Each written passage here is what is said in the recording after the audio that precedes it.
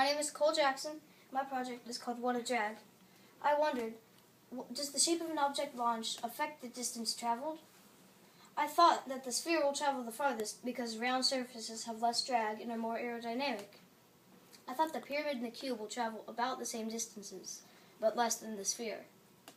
I needed a trebuchet, a clay sphere, a clay cube, and a clay pyramid, and a measuring tape.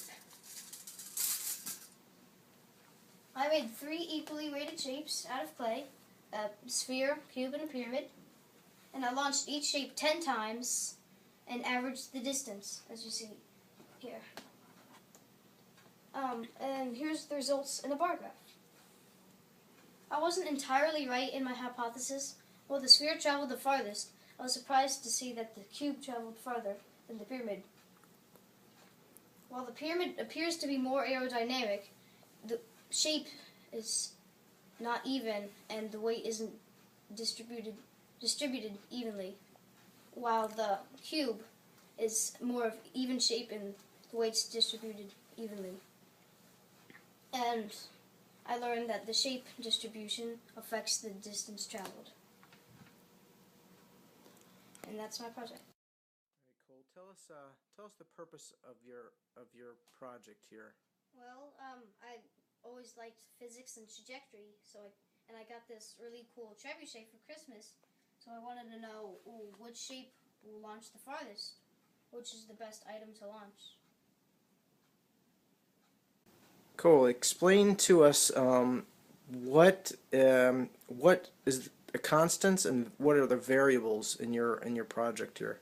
Well, the constant are the angle of the trebuchet and the counterweight. What did you use for counterweights? Marbles. And you didn't add any marbles or change that at all? We didn't change any of those. So that stayed constant? Yeah. Okay. But the variables are just the different shapes. And okay. Yeah. All right, Cole, here's a question. In your hypothesis, you stated that that you thought the sphere would travel the farthest, but you thought that the pyramid and the cube would travel about the same. Why did you think that? Well, the pyramid looks aerodynamic, but it has many both the cube and the pyramid have many edges and vertices. So, but the pyramid has less edges and vertices and faces, but it's kind of an awkward shape. So I thought it'd even out some sorts. All right, Cole. Can you show us how you set this up? How do you set this trebuchet up? And well, first you just get these out of the way. You tuck this down here. Pull the launching arm back. Put the firing pin in so it doesn't launch as soon as you let go of the arm.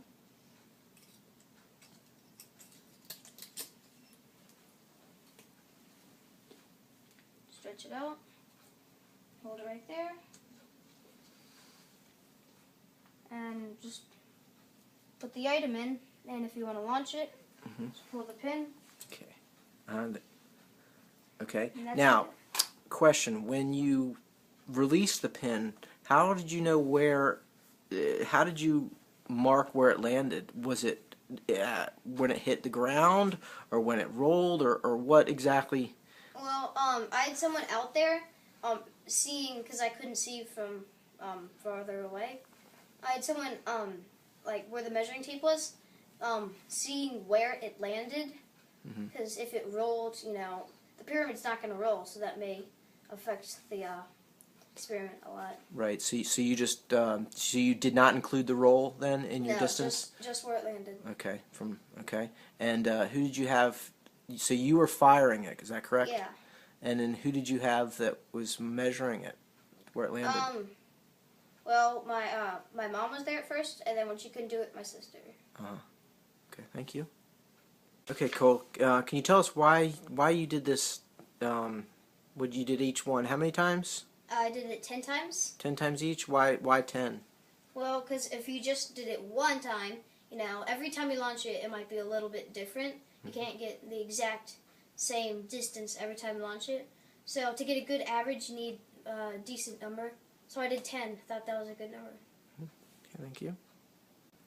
Okay, Cole, can you tell us how did you organize your data? Well, when I first launched it, I had a little log.